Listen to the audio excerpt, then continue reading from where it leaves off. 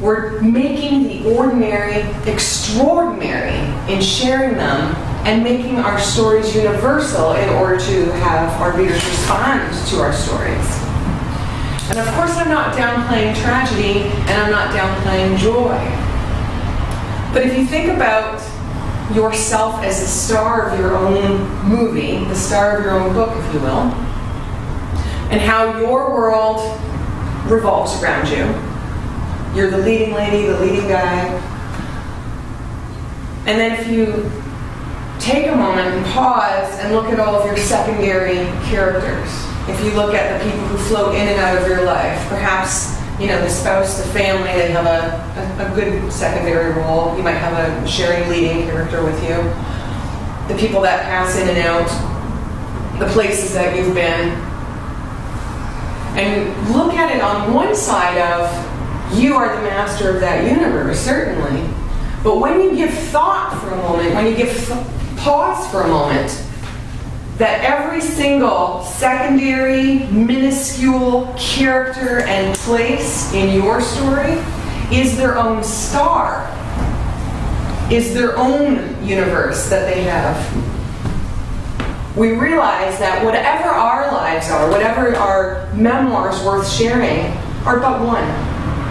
And we all have ordinary and extraordinary lives worth sharing. So when you think about how to make memoir and how to make your story, whether it's extraordinary or ordinary, how to make that universal to a reader, it comes down to breaking down the literary elements that make a good story. So if you think about film, and you think about the emotional reaction and the universality, the universal themes that come out of being an audience member, and I were to throw out a Nick Cage movie, will you remember the action and plot, the point of the story, the tagline, the one or two lines? Or will you remember your personal reflection and observation? Quite possibly you'll remember him blowing something up. But that's about it. If you think about a film, and I like to relate film because we automatically visualize, but if you think about a film like Casablanca, we can remember the log line of it, the action, the plot, but there was a little bit more of that human quality that you may have related a little bit more to. So I want to bring it back to memoir and give you the most ordinary scenarios. A woman goes on a hike. Is that worth 300 pages of your time? A woman goes on a hike. A woman who separates from her husband goes on a hike. Now we're starting to see there's a little bit more there. There's a little bit of conflict. A woman who separates from her husband and after her mother dies decides to go on a hike. And she has never hiked before. Now, when you're starting to see those kinds of elements, it is still absolutely ordinary. This is anyone's life. This is anyone's life in progress. But when you consider the impetus, the active moment of losing, of giving up, of pursuing something that you don't even know what it is, now we're starting to see some of those literary elements come into play. We have action, we have plot, motive, those things that fuel a character, and where a reader can identify and say, I have or I have not lost someone close to me, whether it's a mother or someone else close to. The romantic relationship, you may or may not relate with. But I think most every single one of us has related at one point or another in our lives on feeling frustrated, on feeling hopeless, on feeling at odds and at ends and just wanting to throw it all out and say, I don't know, I'm leaving. I'm leaving the situation and I'll go figure out life. So of course I'm talking about Cheryl Strayed's Wild. an ordinary action made into an extraordinary tale. Because when you break it down into a woman goes for a hike, you don't think bestseller book. You think, people go hiking all the time. Who cares?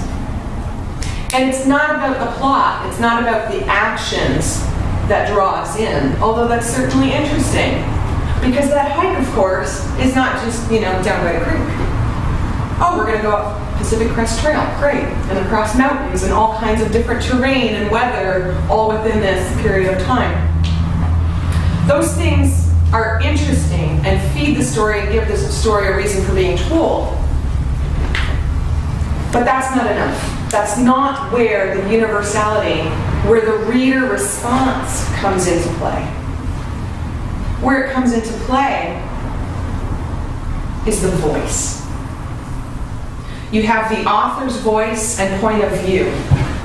You have the author's point of view in action of where I am in this moment and where I feel like I am in my life. You might have reflection.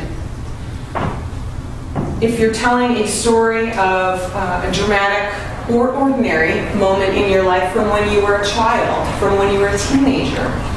As the adult writer, you have that ability to give a number of point of views, of putting yourself back in that moment, to give that child a voice to express what one doesn't know. The fear, the unknowns, the complications, all of those things. But then as the adult writer, you have that ability to offer reflection. And I believe reflection is what makes a memoir worth reading. It is not what happens to us or what has happened to us. It is who we become because of what's happened. Who we have evolved into because of what has happened. And that growth, witnessing another person's growth in a memoir, is easily relatable to. Because no matter what life you have led, ordinary, extraordinary, plot-driven or not, when you look at another person and feel their pain expressed on paper, feel their characterization, feel their growth and reflection and their point of view from then and now, you relate. Even if that person is a recovering addict and you have not experienced that, even if that person has had everyone in their lives die and you have not quite experienced that, we feel human emotion, whether it's pain, joy, frustration, all of those dead ends, and all of those moments when you say, I've had enough, I'm moving forward. And that's where the ordinary becomes the extraordinary, both in our human experiences and certainly in memoir. When you think about memoir from other writers, and think about how that works and what worked for that book or for that short memoir, do that really simple breakdown of, but what is this story about? Because it has two abouts to it. One is breaking it down to a woman goes for a hike. I'll give you the other, another popular example of a man loves his dog and his dog dies. This happens to all of us. We have our pets, we have our neighbors' pets, we have family members, friends, all of us have some sort of grief. But to think a man loves his dog and the dog's a little troublesome and the dog dies. Is that mind-blowing? Is that extraordinary? Is that New York Times bestsellerdom? But why is it? It's not the about of the story. It's not that log line, that plot line. It's the aboutness of the story. It's the bonding and the frustration of dealing with a very poorly behaved dog at all costs, and the merging of family and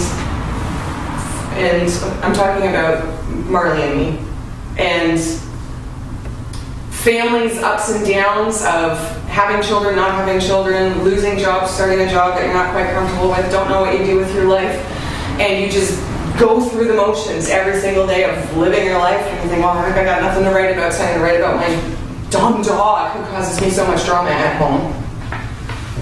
But in that process of doing all of those things, the emotions, the human connection, the sharing of what we all share, in essence, that's where the extraordinary happens. So I encourage you, when you're considering, both as writers, of what you might look at in your own story of what is that seed, what is that story about, but what is my connection to the reader? Where will readers see some universality? And as readers, looking at a book and thinking, oh, I've read a book about a woman who goes for a hike before, to look beyond that. To look beyond what may be the ordinary, obvious piece of life. Because it's within the pages, it's within the characterization and voice and action and all of those moments that get fed together that make what happened interesting, but makes what happened as a result of what happened much more interesting. Thank you.